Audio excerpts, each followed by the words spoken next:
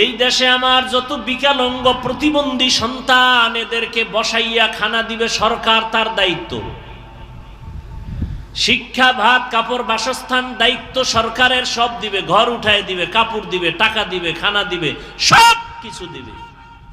কিন্তু আমার দেশের হাজার হাজার হাজার আলেম ওলামাদের মাদ্রাসার ভেতরে প্রতিবন্ধী, অসহায়, গরিব, এতিমরা ফ্রি লেখাপড়া করে। এদের 24টা ঘন্টা একজন আলেম সময় দিয়া আদব শিখায়, আলিফ শিখায়, ক শিখায়, খ শিখায়, আদবওয়ালা বানায়, মানুষ বানায়। স্কুলে চাকরি করে, বেতন এত, ক্লাস টাইম ছাড়া শিক্ষক নাই।